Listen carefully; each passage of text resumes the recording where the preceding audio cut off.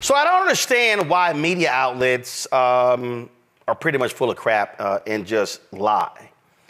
We keep seeing this over and over and over again, and it's actually pretty stupid. So the folks at Axios,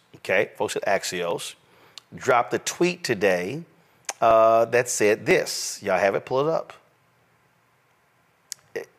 In their tweet, pull the article up. Harris flip-flops on building the border wall. This is their article. Now, they're saying that she has changed her position because she said in her speech that if, you know what, I'm not going to say it. This is what she actually said. All right, so, y'all, she said in her speech, all right, she said in her speech that, well, you know what, that was a compromise bill, and Republicans backed out of it, and I'm going to reintroduce that bill, and if it's passed, I will sign it into law. It was the bill by Senator James Lankford out of Oklahoma. It would provide 22,000 new Border Patrol agents, 41,500 new detention facility beds, and again, Republicans tanked it. So I don't understand how they can say she's flip-flopping when, as vice president, she and President Joe Biden compromised on the border bill. See, Nola, these are the games we see playing with these media folks. They're playing Republican games by saying, well, she's a flip-flopper, when, as vice president, they compromised. The woman said, yo, I'll sign it into law. I'm trying to understand, where's the flip-flop?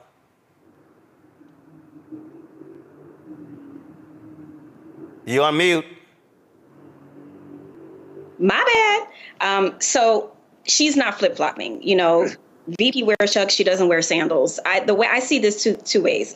I see this as the media trying to poke her to have sit-down interviews with folks, because that seems to be the latest talking point. That seems to be the latest thing that people are concerned with. I can't tell you how many people have texted me and said, well, you know, it does kind of look a little bad that she hasn't talked to anyone. And I'm like, are you saying that, or did you hear that from somewhere? You know, so that's one part of it. It feels like they're trying to force her hand to have to respond in the way that they want her to respond. And the second point is, this is a national security argument, in that part of what the Republicans are trying to do is say that she's weak on foreign policy and national security. And the border is all about national security. And so it's this combination of trying to force her hand to have a conversation with someone in the media to explain her position, which no one will hear anyway. Their minds are already made up. And then secondly, trying to say that she's weak on national security. So it's a twofer, and neither are true. So again, this is the games they're playing, folks, here. So they're trying to criticize this commercial that her campaign put out on the border wall. So let me just play this for you. Check it out. Kamala Harris has spent decades fighting violent crime. As a border state prosecutor, she took on drug cartels and jailed gang members for smuggling weapons and drugs across the border. As vice president, she backed the toughest border control bill in decades. And as president, she will hire thousands more border agents and crack down on fentanyl and human trafficking. Fixing the border is tough. So is Kamala Harris. I'm Kamala Harris, and I approve this message. I mean, she literally is speaking in support of a bill that she agreed with. And just in case anybody forgot, this is her in her speech. After decades in law enforcement, I know the importance of safety and security, especially at our border. Last year, Joe and I brought together Democrats and conservative Republicans to write the strongest border bill in decades. The Border Patrol endorsed it. But Donald Trump believes a border deal would hurt his campaign. So he ordered his allies in Congress to kill the deal. Well, I refuse to play politics with our security, and here is my pledge message to you. As president, I will bring back the bipartisan border security bill that he killed, and I will sign it into law.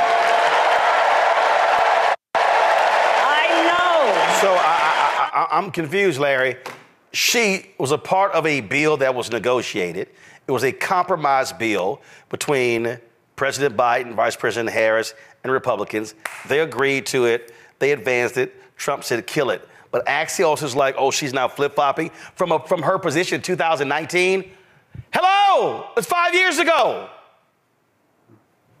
Roland, this is a political shell game. And, you know, some of these media outlets, whether it's television or print, really need to be ashamed of themselves. As you highlighted, we all know she was a senator and a state attorney general for a border state. And as you talked about Senator Langford, we already know he said consistently among Romney, among others, former President Trump killed this bill. And another important thing as it relates to this border bill we're discussing, it's not like a lot of Democrats, liberal Democrats, were on board with it. The U.S.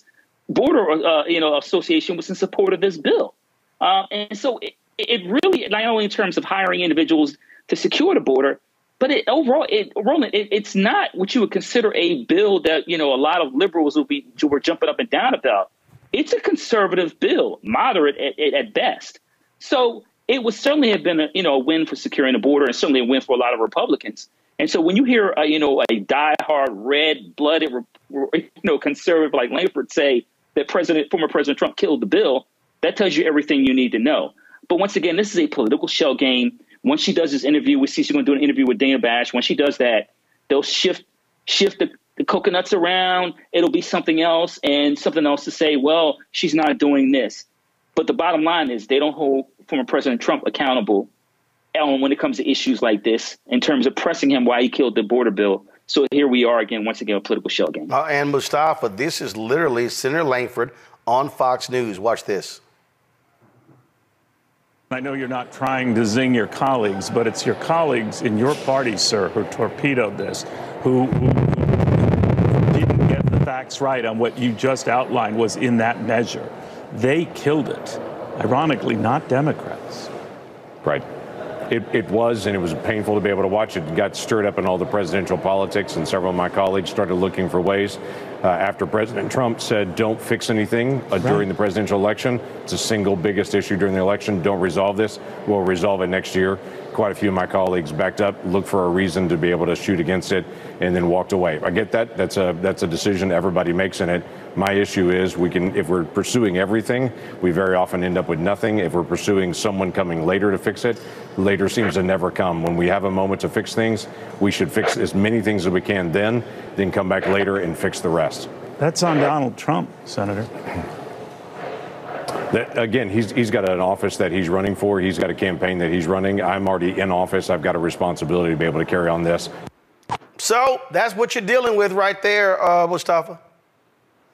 Well, they often talk there's a crisis on the border. And if that's true, then they should have moved forward expeditiously to actually get that to pass. If Trump actually thought many of the things that he says about the border are true, and I've worked on the border, so I know some of the dynamics that are going on there, then he should have been fully supportive of making sure that got passed and implemented. It was the most conservative border bill, at least that I've seen, probably in the last 30 years. There are others who, of course, are experts in the space.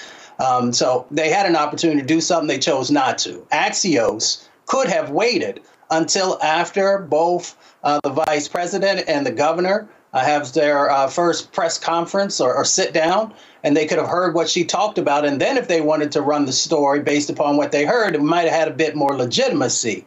Or at least it would have been something to talk about. But again, people are so interested in getting eyes on the things that they're putting out, trying to be the first to get to a position, even if there's not real truth in it. So as the other panelists have shared here today, it's not just a shell game.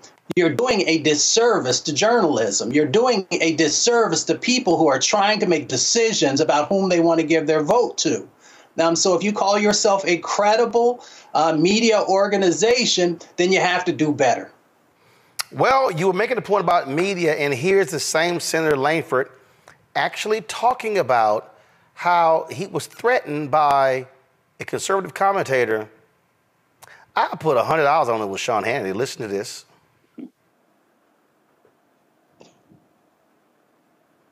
Some of them have been very clear with me. They have political differences with the bill. They say it's the wrong time to solve the problem, or let the presidential election solve this problem. In fact, I had a popular commentator 4 weeks ago that I talked to that told me flat out, before they knew any of the contents of the bill, nothing was out at that point, that told me flat out, if you try to move a bill that solves the border crisis during this presidential year, I will do whatever I can to destroy you, because I do not want you to solve this during the presidential election. By the way, they have been faithful to their promise and have done everything they can to destroy me in the past several weeks. It's what we're dealing with. They do not want to solve this issue, Larry, at all. It's a game, Roland. I mean, and what bothers me the most about this issue and other issues is the American public are not hip to what's going on at the bottom line. And, listen, once again, Langford, he's a red-blooded conservative, right? It's not a moderate. He votes with, former President Trump probably 99.9% of the time. So this idea that he's being attacked and trying to solve an issue we know was an issue we need to solve for decades speaks volumes about in terms of where some of the media outlets are and how much power they have as it relates to influencing policy. When you talk about blackness and what happens in black culture, we're about covering these things that matter to us, speaking to our issues and concerns. This is a genuine people-powered movement. There's a lot of stuff that we're not getting. You get it, and you spread the word. We wish to plead our own cause. Too long have others spoken for us. We cannot tell our own story if we can't pay for it. This is about covering us. Invest in black-owned media. Your dollars matter. We don't have to keep asking them to cover our stuff. So please support us in what we do, folks. We want to hit 2,000 people, $50 this month, raise $100,000. We're behind 100,000, so we want to hit that. Y'all money makes this possible. Checks and money orders go to P.O. Box 57196, Washington, D.C. 20037-0196. The Cash App is $RM Unfiltered. PayPal is R Martin Unfiltered. Venmo is RM Unfiltered. Zelle is Roland at RolandSMartin.com.